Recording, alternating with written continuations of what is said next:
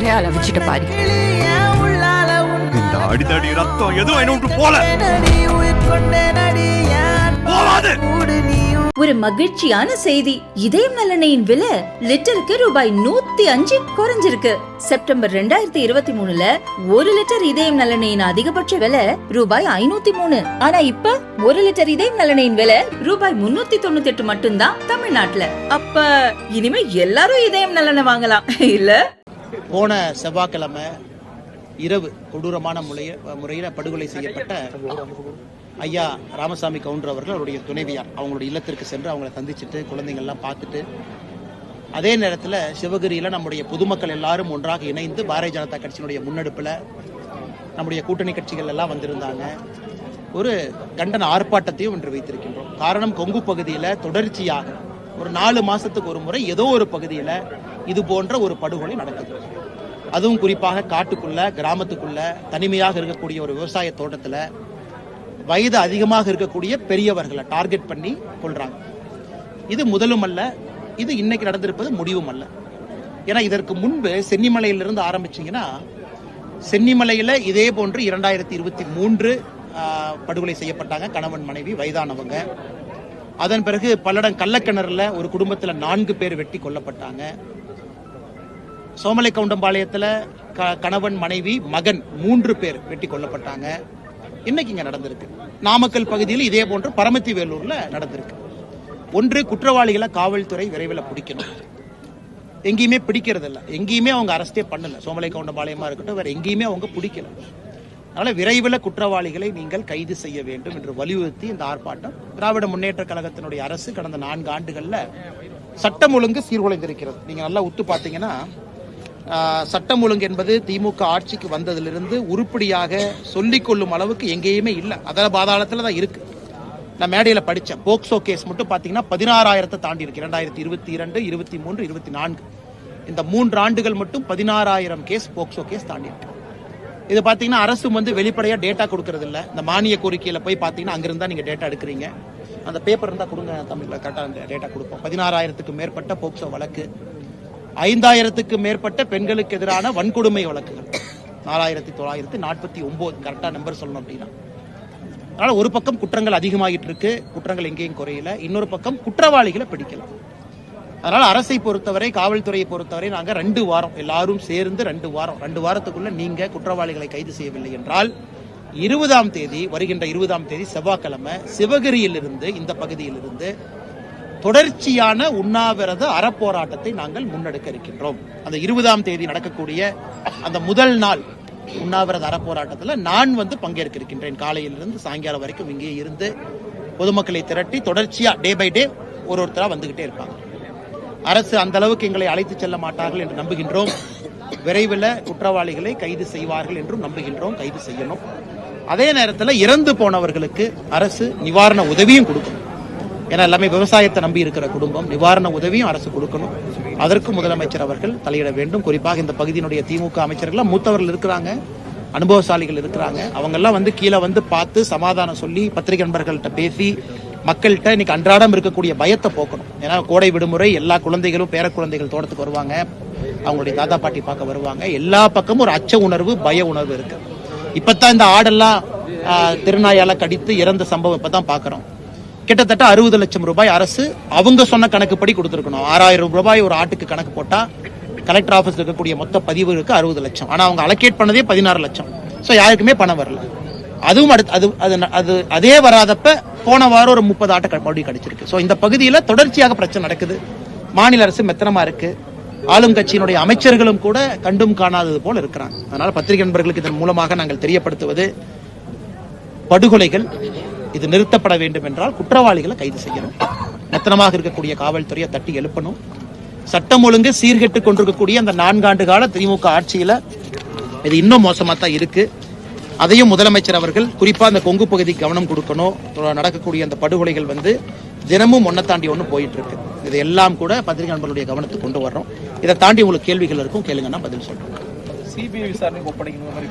ஆமாங்கண்ணா, ஆமாங்க அண்ணா. சோமலக்கவுண்டம்பாளையத்தில் பல்லடம் பக்கத்துல கணவன் மனைவி மகன் 3 பேர் வெட்டி கொல்லப்பட்ட பிறகு அடுத்த நாள் முதலமைச்சருக்கு ஒரு கடிதம் எழுதணும். பாரதிய ஜனதா கட்சி சார்பாக பத்திரிகை நண்பர்களுக்கு காப்பி கொடுத்தோம்.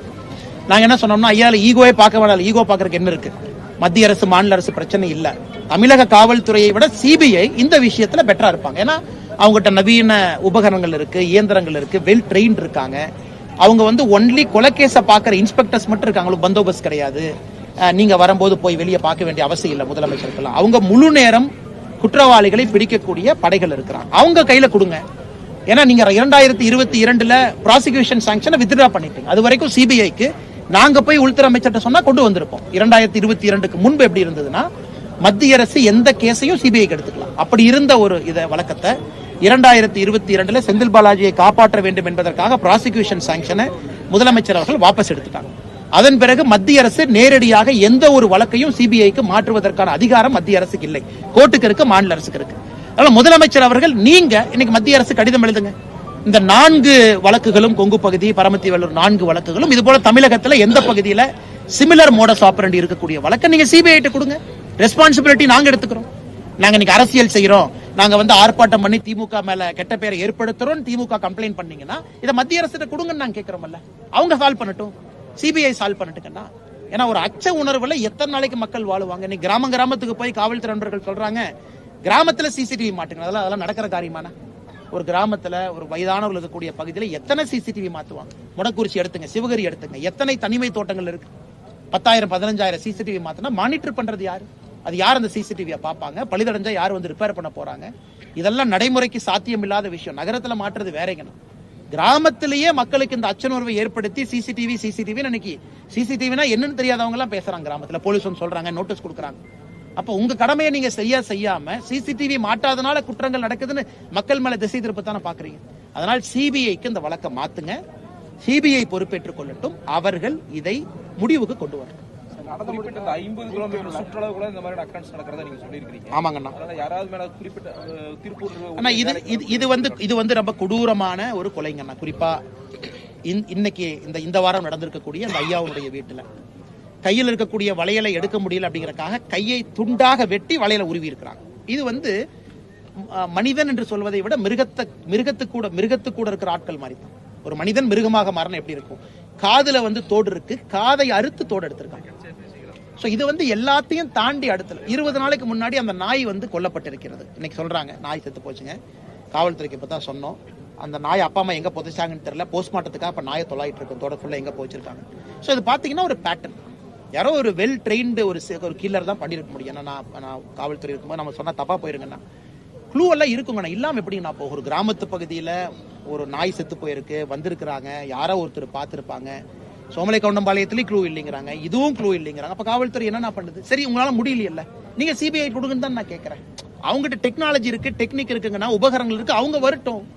அங்கேயும் கொடுக்க மாட்டீங்க. ஈகோ இஷ்யூ நாங்களே பண்ணணுங்கிறீங்க. நீங்களும் செய்யலினா அடுத்து இன்னொரு கொலை விழும்பொழுது பொறுப்பை நீங்க ஏத்துக்கிறீங்களா? சோமலை கவுண்டம்பாளையத்துல கொடுவாய் நகர்ல இதே போன்ற கண்டன கூட்டத்துல நாங்க பேசணும், சிபிஐ கொடுங்கன்னு அன்னைக்கு சொன்னோம். அன்னைக்கு உண்ணாவிரத போராட்டம் நாங்க அறிவிக்கல. அன்னைக்கு சிபிஐ கொடுப்பாங்கன்னு நம்பணும், பண்ணல. அது வந்து 11வது மாசம் நடந்துச்சுங்கண்ணா. 2024 நவம்பர் மாசம் 23ஆம் தேதி அந்த கொலை. அதன் பிறகு கொடுவாயில ஆர்ப்பாட்டம். இன்னைக்கு நாங்க அடுத்த கட்டம் போறோம். ஏன்னா நாங்களும் ஒரு ஆர்ப்பாட்டம் போட்டுட்டு பேசணும் அப்படிங்கறத தாண்டி இன்னைக்கு உண்ணாவிரத போராட்டத்துல இறங்குறோம். ஒரு நாள் முழுவதும் ஆரம்பிச்சு தொடர் கதையா போறோம். அப்ப இன்னும் நாங்களும் ஒரு ஸ்டெப் முன்னாடி போறோம், மக்களை எல்லாம் ஒருங்கிணைத்து. இதுக்கு சொல்யூஷன் என்னங்கன்னா,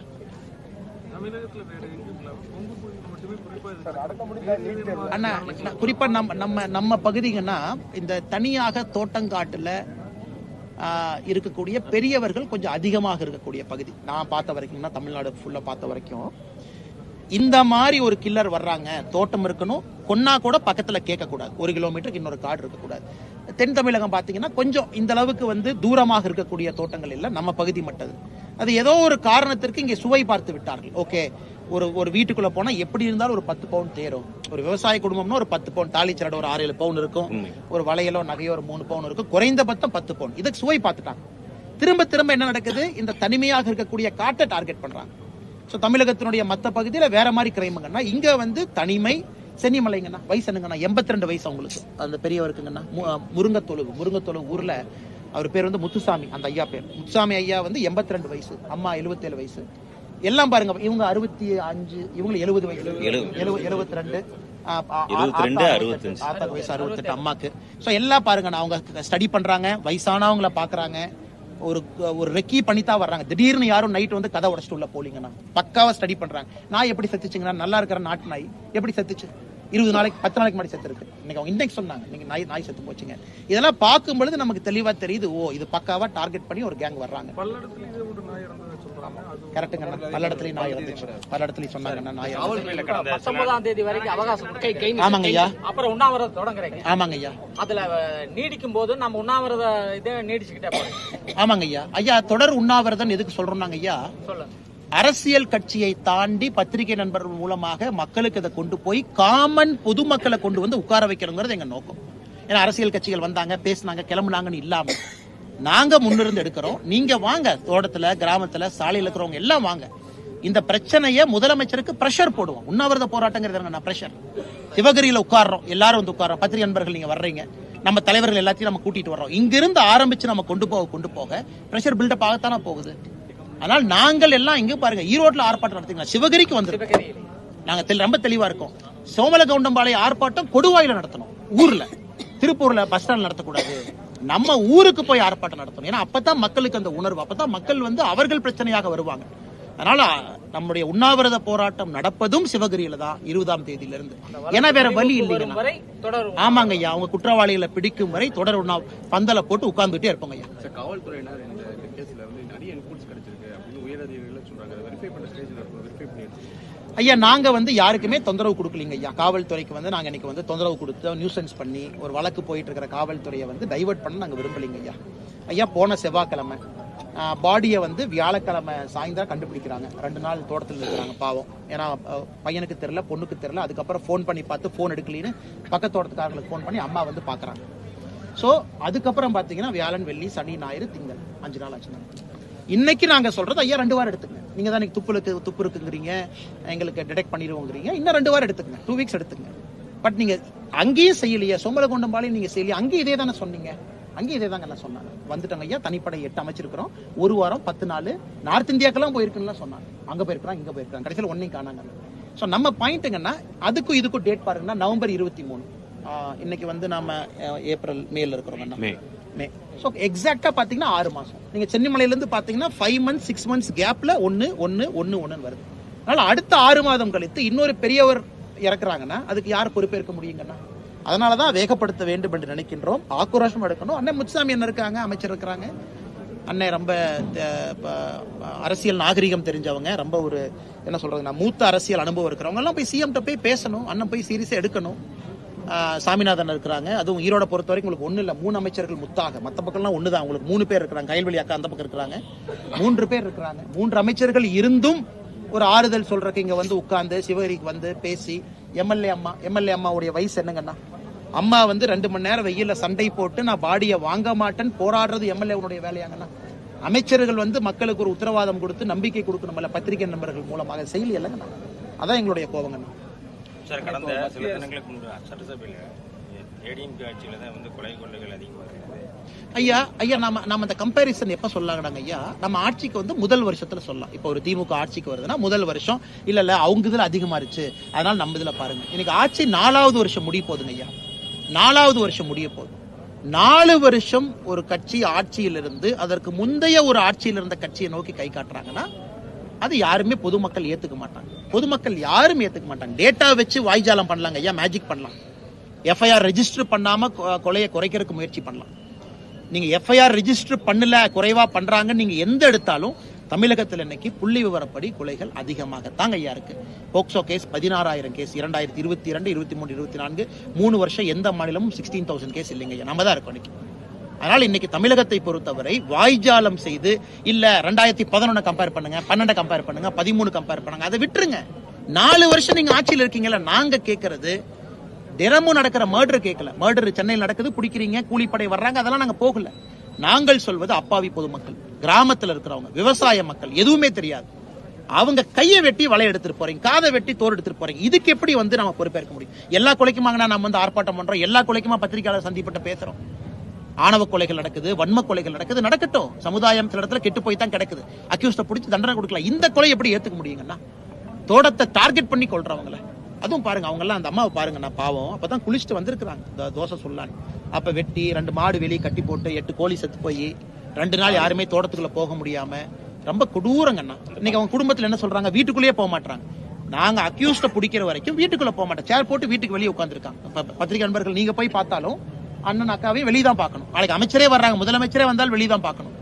ஏன் அவ்வளவு காயத்தோடு அமர்ந்திருக்கின்றார்கள்? எப்படி ஏத்துக்க முடியும்? கொடூரமான கொலை.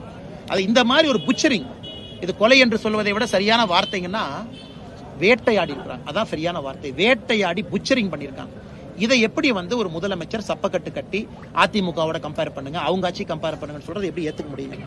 சார், அந்த பகுதியில் இருக்கிற டாஸ்மாக் கடைகள்னால தான் நீண்ட காலமா சொல்லி எடுக்கல, இஷ்யூஸ் நிறைய இருக்குன்னு சொல்லி ஒரு கம்ப்ளைண்ட். அண்ணே, தொடர்ச்சியாக நான் சொல்வது, நம்முடைய கட்சி சொல்வது, நம்முடைய தலைவர்கள் சொல்வது, தொடர்ச்சியா சொல்றது, தமிழ்நாட்டில் டாஸ்மார்க்கை முடிவுக்கு கொண்டு வர வேண்டிய சூழ்நிலைக்கு நம்ம வந்துட்டோங்க.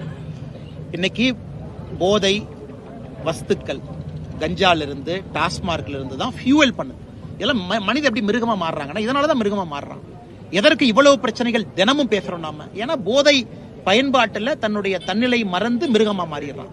50,000 கோடி டாஸ்மாக் எப்படி ஏத்துக்க முடியும்னா? எவ்வளவு விற்கிறாங்க? 5,500 கடைங்கன்னா போட்டி போட்டுட்டு விற்கிறாங்க. ஒரு FL2 லைசன்ஸ் எல்லாம் எவ்வளவு கொடுத்து? 25 லட்சம் கொடுத்து வாங்குறாங்க. 50 லட்சம் 50 லட்சம். அமைச்சர் தான் மாறி இருக்கிறாங்க, குறைப்பாங்க ஏற்றுவாங்களான்னு தெரியல பாருங்க. அதனால இன்னைக்கு நாம் எல்லோரும் பொதுஜனமாக இணைந்து டாஸ்மார்க் குறைய, கள்ளுக்கடையை தர அல்லது பிரைவேட் ஆளுக்கு பாரக்கூடு, கவர்மெண்ட் நடத்தாத சொல்ல வேண்டிய நேரம். ஏன்னா டாஸ்மார்க் நடத்தினா நடக்கக்கூடிய ஒரு நல்ல விஷயத்தை கவர்மெண்ட் சொல்லட்டுங்கண்ணா. அது முத்துசாமி அண்ணா தான் மறுபடியுமாங்களா? அவரு தானே மறுபடியும் இந்த 90 ML அடுத்த டெட்ரா பேக் ஆரம்பிப்பாங்க. நீங்க முத்துசாமி அண்ணன் கேளுங்க, அவர் மேல மரியாதை இருக்கக்கூடிய மனிதன். ஆனா முத்துசாமி அண்ணா வாயில அந்த 45 ML 30 ML வரதெல்லாம் நான் ஏத்துக்க மாட்டேன். அவ்வளவு பாரம்பரியமான ஒரு அரசியல் தலைவர், அவர் அப்படி சொல்ல வச்சுட்டாங்களேன்னு வருத்தப்படுறேன். ஆனா இப்போ மத்திய அரசு அறிவிப்பு வெளியிட்டிருக்காங்க, கொஞ்சம் முன்னாடி வர 7ஆம் தேதி இந்தியா முழுமைக்கும் போர் ஒத்திகை நடத்தணும்னு சொல்லி அறிவிச்சிருக்காங்க, சொல்லியிருக்காங்க. ஓகே அண்ணா, இப்ப உங்களுக்கு பாகிஸ்தான் பாத்தீங்கன்னா கடந்த 3 நாட்கள்ல 2 ஏவுகணை சோதனை நடத்தியிருக்கிறாங்க. நேற்று நடத்தின ஏவுகணை சோதனை 150 கிலோமீட்டர் தூரம், 2 நாட்களுக்கு முன்பு 100 கிலோமீட்டர் தூரம். ஸோ அதை பாகிஸ்தான் சைட்ல வார் ட்ரில் அப்படிங்கிறாங்க. நம்முடைய சைட்ல இந்தியாவை பொறுத்தவரை ஒரு கன்வென்ஷனல் வார், நாமளும் பாகிஸ்தானும் சண்டை போடுறோம் அப்படின்னா, என்னை பொறுத்தவரை பாகிஸ்தானும் நம்ம சண்டை போடுறோம்னா 48 மணி நேரத்திற்கு மேல அந்த போர் நீடிக்காதுங்க. பாகிஸ்தானை பொறுத்தவரை மேக்சிமம் 48 மணி நேரம் தான். வார் கேம்ஸ்லாம் நீங்க பாத்தீங்கன்னா மேக்சிமம் 2 days, அதுக்கு மேல அவங்ககிட்ட கெப்பாசிட்டி இல்லைங்க. பட் இருந்தும் இன்னைக்கு நம்முடைய மத்திய அரசு சில அறிவிப்புகளை வெளியிட்டிருக்கிறாங்க. ஒன்று, ஆர்டினன்ஸ் ஃபேக்டரியில வேலை செய்யறவங்க எல்லாத்தோடைய லீவை கேன்சல் பண்ணிட்டாங்க. அதாவது படை உபகரணங்கள் தயார் செய்யக்கூடிய இடம், புல்லட்டு, அங்கெல்லாம் ஒரு வாரமா எல்லா leave cancel, full time work பண்ணுங்க. நம்ம ரேம்ப் அப் பண்ணிட்டோம், ப்ரிப்பேர்ட் ஆயிட்டோம். முதலமைச்சர் அவர்கள் பிரதமர் அவர்கள் முப்படை தளபதிகளை ஒரு முறை அல்ல 2 முறை சந்திச்சிட்டாங்க. Cabinet committee on security CCS highest body சந்திச்சிட்டாங்க. தனியாக நம்முடைய அமைச்சர் ராஜ்நாத் சிங் அவர்கள் டிஃபென்ஸ் மினிஸ்டர் சந்திச்சிட்டாங்க. ஸோ பிரதமரை பொறுத்தவரை நாட்டு மக்களுக்கு ஒரு செய்தி சொல்லிக்கிட்டே இருக்கிறாங்க, நாங்க ப்ரிப்பேர் ஆயிட்டு இருக்கோம், எந்த இவென்ச்சுவாலிட்டி பாகிஸ்தான் தவறு செய்தாலும் நாங்க ரெடியா இருக்கோம். அடுத்தது இன்டர்நேஷனல் லெவல்ல அமெரிக்கா, சைனா, ரஷ்யா போன்ற நாடுகள் உள்ள அவங்களுடைய கருத்து சொல்ல ஆரம்பிச்சிட்டாங்க. ஆனால் இன்னைக்கு நாட்டு மக்களை பொறுத்தவரை பாகிஸ்தானுடைய மிசைல் ரேஞ்ச், குஜராத், மகாராஷ்டிரா ஒரு பாதி, அவங்க தான் மிசைல் ரேஞ்சுங்க, அவ்வளவுதான் மிசைல் ரேஞ்சுக்குள்ள இருக்கிறாங்க. அதனால் நாட்டு மக்களை தயார் செய்ய வேண்டியது அரசனுடைய கடமை. கண்டிப்பா அரசு தயார் பண்ணணும், அதைத்தான் நம்முடைய மத்திய அரசு செய்யறாங்க. அதே நேரத்தில் போர் மூலுமா, இது நான் கருத்து சொல்வது தவறா போயிருங்கன்னா, போர் மூண்டால் 48 மணி நேரத்திற்கு மேல பாகிஸ்தான் தாக்கு பிடிக்காது என்பதை ஓரளவுக்கு இது தெரிந்த ஒரு மனிதனாக என்னால் உறுதியாக சொல்ல முடியும். நாம 2 பேரும் நியூக்ளியர் பவர், அவங்க கிட்டயும் அணு ஆயுதம் இருக்கு, நம்ம கிட்டயும் அணு ஆயுதம் இருக்கு. சைனா இன்னைக்கு பாகிஸ்தான் பக்கம் லைட்டா இருக்கிறாங்க, ரஷ்யாவும் அமெரிக்காவும் நம்ம பக்கம் இருக்கிறாங்க. அதனால ரொம்ப அது கேர்ஃபுல்லா தாங்க நான் பண்ணணும். எடுத்தவங்க ஒரு விஷயத்தை செய்ய முடியாது. அதனால தான் பிரதமர் யோசிச்சு நிதானமாக எல்லாத்தையும் கலந்து ஆலோசித்து எதிர்க்கட்சி நண்பர்களையும் உட்கார வச்சு பேசி ஒரு ஸ்டெப்பா முடிவெடுக்கிறார். ஒரே நாள்ல எடுத்தவங்க கவுத்தம்னு பண்ணாம பிரதமரை பொறுத்தவரை ஆழமாக நுணுக்கமாக செய்திருக்கிறார். பிரதமர் சொல்றாங்கன்னா நம்ம தயாராகும். எடப்பாடி பழனிசாமி அவர்கள் செயற்குழு கூட 2 நாளைக்கு முன்னாடி முடிஞ்சதுக்கு அப்புறம் சொல்லியிருக்காரு, வலுவான கட்சிகள் எல்லாம் எங்களோட கூட்டணிக்கு வர போறாங்க அப்படின்னு சொல்லியிருக்காரு. அதிமுக BJP கூட்டணி முடிஞ்சிருச்சு, நிறைவாயிருச்சு. அப்புறம் பாமக தேமுதிக வர்றதுக்கான வாய்ப்புகள் இருக்கா BJP அலைன்ஸ்? ஆனா நான் கூட்டணிக்குள்ள நான் போக விரும்பலீங்கன்னா என்ன அப்படின்னு அதுக்குள்ள போனா அது இல்ல. தலைவர்கள் இருக்கிறாங்க, பேசி முடிவெடுக்கட்டும். என்னை பொறுத்த வரைக்குங்கன்னா ஒரு வலுவான கூட்டணி திமுகவை வீழ்த்தணும் அப்படிங்கறதுல எனக்கு பெரிய ஒரு நம்பிக்கை இல்லைங்கண்ணா. வலிமைங்கிறது என்னங்கண்ணா, வெறும் எண்ணிக்கை வலிமையா? சோ என்னை பொறுத்தவரை திமுகவை வீழ்த்தி விட்டு நாம என்ன ஆட்சி கொடுக்க போறோம் அப்படிங்கறத மக்கள் கேட்கறாங்க. இன்னைக்கு மக்கள் கேட்கறாங்க. ஸோ திமுக வீட்டுக்கு அனுப்புறீங்க, சரி, நீங்க என்ன பண்ண போறீங்க? சட்டம் ஒழுங்கு எப்படி சரி பண்ண போறீங்க? விஷன் கேட்கறாங்க மக்களை பொறுத்தவரை. they want a vision. அடுத்த 5 ஆண்டுகள் தமிழகத்தை உங்க கையில கொடுத்தா என்ன செய்ய போறீங்க? அதற்கு இன்னைக்கு எதிர்க்கட்சி தலைவராக இருக்கக்கூடிய அண்ணன் எடப்பாடி பழனிசாமி அவர்களாக இருக்கட்டும், தமிழகத்தினுடைய எல்லா அரசியல் கட்சி தலைவர்களும் பேச ஆரம்பிச்சிட்டாங்க, இதை நாங்கள் செய்வோம், அதை செய்வோம். அதனால் என்னை பொறுத்தவரை 2026 தேர்தல் என்பது எண்ணிக்கை அடிப்படையில் இருக்கா. திமுக சைடுல இத்தனை கட்சி இருந்தாங்க, இந்த பக்கம் இத்தனை கட்சி இருந்தாங்கன்னு இருக்காதுங்கன்னா, மக்கள் திமுகவை வெளியே எடுக்கணும்னா யார் எங்களுக்கு இதைவிட மோசமான ஆட்சின்னு சொல்றீங்க, இதை விட சிறப்பா யார் கொடுப்பீங்க அப்படிங்கறத இன்னைக்கு பேச்சு. ஆனால் நான் திமுகவை வீழ்த்துவதற்காக ஒன்றிணைவோம் அப்படிங்கறத நான் நம்பலீங்கன்னா, திமுகவை வீழ்த்தி விட்டு சிறப்பான ஆட்சியை கொடுப்பதற்காக ஒன்றிணைவோம் அப்படிங்கிற வார்த்தையில தான் எனக்கு நம்பிக்கை இருக்கு. அதைத்தான் பாரதிய ஜனதா கட்சி நம்புது, அதைத்தான் அனைத்து இந்திய அண்ணா திராவிட முன்னேற்ற கழகமாக இருக்கட்டும் எல்லா கட்சியும் நம்புது நான் நினைக்கிறேன். டிடிவி தினகரன் அவர்கள் கூட்டணியில் இருக்கக்கூடிய டிடிவி தினகரன் ஒரு சோளிங்கர் தொகுதிக்கு அவங்களுடைய மாவட்ட செயலாளர் வேட்பாளர் அறிவிச்சிருக்காங்க. டிடிவி தினகரன் அவர்கள் என்டிஏ கூட்டணியில் சொல்லிட்டு இருக்காரு. ஆனா தன்னிச்சையா ஒரு 2 நாளைக்கு முன்னாடி சோளிங்கர் தொகுதிக்கு வேட்பாளர் அறிவிச்சிருக்காரு. யார் அறிவிச்சிருக்காங்க? டிடிவி தினகரன். ஆனா நான் அண்ணங்கிட்ட பேசலீங்கன்னா, டிடிவி அண்ணங்கிட்ட நான் பேசினேன், ஒரு வாரத்துக்கு முன்னாடி பேசினேங்கன்னா, அண்ணன் ஹாஸ்பிட்டல் இருந்து வந்ததுக்கு அப்புறம், அதனால நம்ம தெரியாம நம்ம சொன்னா அது தவறா போயிருங்கன்னா, அதனால நான் என்னென்ன பேசுறேங்கன்னா, அப்புறம் எங்க தலைவர் இருக்காங்க, நயினார் அண்ணன் இருக்காங்க, நான் என்னென்ன டிடிவி அண்ணங்கிட்ட ஒரு நெருக்கமான தொடர்பில் இருக்கக்கூடிய மனிதன் நான், இதை நான் சொல்லி தவறா போயிடும், நான் என்னென்ன தெரிஞ்சுக்கிட்டு அப்புறம் நான் பதில் சொல்றேன். நடிகர் விஜய் ஆமாங்கண்ணா, தொடர்ந்து இப்போ இந்த கோயம்புத்தூர் ஒரு மீட்டிங் போட்ட கூட இஷ்யூஸ் தொடர்ந்து இப்போ நேற்று கொடைக்கானல் போன கூட தொடர்ந்து கூட்டங்களுக்கு தான் அதிகம். விஜயை பொறுத்தவரை நான் முதல்லயே சொன்னேன், சகோதரர் விஜய் அவர்கள் பொறுத்தவரை அரசியல் வருகையை நான் வரவேற்கிறேன், வரட்டும், தப்பு இல்லைங்கன்னா செய்யணும்னு நினைக்கிறாங்க, வரட்டும். இதுல ஒரு போட்டியோ பொறாமையோ இல்லை, விஷன் கொடுக்கட்டும், தமிழ்நாட்டுக்கு தான் நான் செய்ய போறேன் அப்படின்னு. இன்னைக்கு முதல் பத்திரிகையாளர் சந்திப்பு நடத்தினதா நான் பார்த்தேன், சென்னை விமான நிலையத்தில் பேசினதா நான் அமெரிக்காவில் இருக்கும்போது பார்த்தேங்கன்னா, என்னை பொறுத்தவரை நிறைய பத்திரிகையாளர் சந்திப்பு நடத்தணும். அதான் அது விஜய் அவர்களாக இருக்கட்டும், புதிதாக யார் இருந்தாலும் மக்களுக்கு பத்திரிகையாளர் சந்திப்பு மூலமாகத்தான் நம்ம ரீச் பண்ண முடியுங்கண்ணா. மேடை பேச்சுக்கள் வேற, தெருமுனை பிரச்சார கூட்டம் வேற, உள்ளரங்கு நிகழ்ச்சிகள் வேற. பத்திரிகையிட்ட பேசும்பொழுது மக்களுக்கு விஷன் தெரியுவோ இதுக்கு தான் கட்சி நடத்துறாங்களான்னு. ஸோ விஜய் அவர்கள் நிறைய பத்திரிகையாளர் சந்திப்பு நடத்தட்டும், கேள்விகளுக்கு பதில் சொல்ல ஆரம்பிக்கட்டும். நான் என்னோட எதிர்பார்ப்பு ஒரு காமெண்ட் பண்ண நான் எதிர்பார்க்கிறேன். 2வது, ரோட் ஷோ நடத்துறதுக்கு எல்லாருக்கும் உரிமை இருக்குங்கண்ணா. எங்க வேணாலும் கொடைக்கானல், கோயம்புத்தூர் எங்க வேணாலும் ரோட் ஷோ நடத்தலாம். காவல்துறையும் அதற்கு பாதுகாப்பு கொடுக்கட்டும், அவர்களும் முறையாக அதற்கு யார் வர்றாங்களோ பிரச்சனை இல்லாம அவர்களுக்கும் இருக்கட்டும், விஜய் அவர்களுக்கும் பிரச்சனை இல்லாம ரோட் ஷோ நடக்கட்டும். 3வது, ரோட் ஷோனால ஓட்டு வருமா? நான் அரசியல ஓரளவு கீனா பாக்குறேங்கண்ணா, ஏற்கனவே சொல்லிட்டேங்கண்ணா. திமுகவை வீழ்த்துவோம் அது வேறங்கண்ணா, திமுகவை வீழ்த்து விட்டு எப்படிப்பட்ட ஆட்சியை கொடுப்போம் மக்கள் அதை எதிர்பார்க்கிறாங்க. அதனால எந்த கட்சியாக இருக்கட்டும் இருந்தாலும் எப்படிப்பட்ட ஆட்சியை கொடுக்கின்றோம் என்று பத்திரிகை சந்திப்பு மூலமாக பொதுமக்களுக்கு நேரடியாக சந்திப்பு மூலமாக சொல்ல வேண்டும். அதுதான் வாக்காக மாறும். இன்னைக்கு பொலிட்டிக்கல் ஃபீல்டு ஓப்பனுங்கண்ணா. தமிழ்நாடை பொறுத்தவரை இட்ஸ் ஓப்பன் ஃபீல்டு. இன்னைக்கு ஸ்ட்ராங்கான நிறைய பிளேயர்ஸ் இருக்காங்க. இன்னைக்கு ஒரு ஓப்பன் பொலிட்டிக்கல் ஃபீல்டு இருக்கு. மக்கள் ரொம்ப உன்னிப்பா பாக்குறாங்க. திமுக மேல ஒரு வெறுப்பு இருக்கு. புதியவர்கள் வந்தாங்கன்னா வரவேற்பு இருக்கு. மோடி ஐயா மேல பெரிய ஒரு மரியாதை இருக்கு. அனைத்து இந்திய அண்ணா திராவிட முன்னேற்ற கழகம் ஒரு வலிமையான ஒரு கட்சி. பாரதிய ஜனதா கட்சி அமைப்பு ரீதியாக பலமாக இருக்கின்றோம். பாட்டாளி மக்கள் கட்சி, அண்ணன் டிடிவி தினகரன் அவர்கள் எல்லோரும் அவரவர் பகுதியில் வலிமையா இருக்கிறாங்க. அதனால ஒரு ஓப்பன் ஃபீல்டா இன்னைக்கு இருக்குங்கண்ணா. இன்னையிலிருந்து அரசியல் கட்சிகள் சுதாரித்து முன்னேறுவது நம்ம கையில இருக்கு. 2 நாளைக்கு முன்னாடி முதலமைச்சர் ஸ்டாலின் கூட்டத்தில் பேசும்போது சொல்லியிருக்கிறாரு, சரிங்கண்ணா, அதிமுகவை மிரட்டி பாஜக கூட்டணிக்கு வர வச்சிருக்காங்க, பணி வச்சிருக்காங்க அவர் சொல்லியிருக்காரு. முதலமைச்சர் அவர்கள் எதற்காக யாரோடு கூட்டணி வைக்கிறாங்க, அவருக்கு பிரச்சனை என்னன்னு புரியலீங்க. அவருக்கு என்ன பிரச்சனை? முதலமைச்சர் காலையிலிருந்து இரவு வரை ஏன் இதையே திரும்ப திரும்ப திரும்ப திரும்ப பேசிட்டே இருக்காங்க, எனக்கு புரியல. அவருக்கு என்ன பயம், என்ன அவருக்கு ஒரு சங்கடம் எனக்கு தெரியலீங்கண்ணா. ஒரு காலத்துல அவர் தான் சொன்னாரு, அவருடைய தந்தையார் சொன்னாரு, பாரதிய ஜனதா கட்சி எங்க இருக்கு, இங்க ஒண்ணு அங்க ஒண்ணு இருக்குனாரு. அவங்க தான் சொன்னாங்க ஏடிஎம்கே வீக்கன் ஆயிடுச்சு. முதலமைச்சர் தான் 2 வருஷத்துக்கு முன்னாடி சொன்னாரு.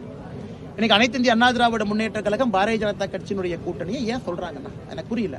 நான் திரும்ப திரும்ப சொல்றதுங்கன்னா, இன்னைக்கு நான் சொல்றது விஷன் என்ன இருக்குன்னு தான் நான் கேட்கறேன். இப்ப எங்க கூட்டணியா இருந்தாலும் விஷன் மக்கள்கிட்ட கொடுக்கணும். சகோதரர் விஜயா இருந்தாலும் விஷன் கொடுக்கணும்.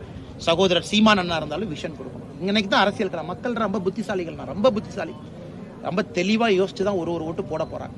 அதனால முதலமைச்சர் எதற்காக பிதற்றுகின்றார்? அவர் செஞ்ச சாதனையை சொல்லலாமே, 4 வருஷம் ஆச்சு, அதை ஏன் சொல்ல மாட்டாரு? ஏன் டேட்டா கொடுக்க மாட்டாரு? ஒரு கொலை கூட தமிழ்நாட்டில் டேட்டா இல்ல. நான் உங்களுக்கு சொன்ன டேட்டால எங்க எடுத்தாங்கன்னா மானிய குறிப்புல இருந்து எடுத்தேன். மானிய குறிப்புல, உள்துறை மானிய குறிப்புல தான் டேட்டா இருக்கு. இவங்க ஒரு டேட்டா வெளியிட்டு பல ஆண்டுகள் ஆகுது. பெண்களுக்கு எதிரான குற்றம் 2021, 22, எங்கேயுமே இல்ல, பத்திரிகை கிடைக்காதுங்க, கிடைக்காது. எந்த டேட்டாவுமே கொடுக்கறது இல்ல. எந்த அடிப்படையில நல்லாட்சின்னு சொல்றாங்க? ஆனால் முதலமைச்சர் அவர்கள் அதுல கவனம் செலுத்தட்டும். யார் யாரோடு கூட்டணி வைக்கின்றார்கள் என்பதற்கு எதற்காக அவர் கவலைப்பட்டுக் கொண்டிருக்கின்றார்? அதை தொடர்ச்சி பேசுகிறோம். அதிமுக பழனிசாமி அவர்கள் திமுக கொள்கை கிடையாது, அதிகாரம் தான் எல்லாரும் சொல்லாங்கண்ணே. எல்லாருக்கும் அண்ணன் எடப்பாடி பழனிசாமி அவர்களுக்கு பேசுவதற்கு முழு உரிமை அவருக்கு இருக்கு. சீமான் அண்ணன் பேசுறதுக்கு அவருக்கு இருக்கு. விஜய் அண்ணன் பேசுறதுக்கு அவருக்கு இருக்கு. பாரதிய ஜனதா கட்சி நாங்கள் பேசுவதற்கு எங்களுக்கு இருக்கு. இன்னும் ரொம்ப தூரம் இருக்குங்கண்ணா. அரசியல் களம், அமைப்பு, பேசுகின்ற விதம், பக்குவம், அரவணைப்பு, எல்லோரையும் அரவணைத்து செல்லக்கூடிய விதம் இன்னொரு 7-8 மாசம் மக்கள் பார்த்து கொண்டிருக்கின்றார்கள். ஏற்கனவே சொன்னது போல ஓப்பன் ஃபீல்டு, இன்னைக்கு ஃபீல்டு ஓப்பனா இருக்குன்னா யார் வேண்டுமானாலும் ஆட்சிக்கு வர முடியும் என்கின்ற சூழல் தமிழகத்தில் இருப்பதாக நான் பார்க்கின்றேன். ஏன்னா மக்கள் எல்லாத்தையும் பார்க்கறாங்க. விஜய் அவர்களையும் ஒத்து பார்க்கறாங்க. அண்ணன் சீமான் அவர்கள் ரொம்ப நாளா போராடிட்டு இருக்காரு, அவரையும் ஒத்து பார்க்கறாங்க.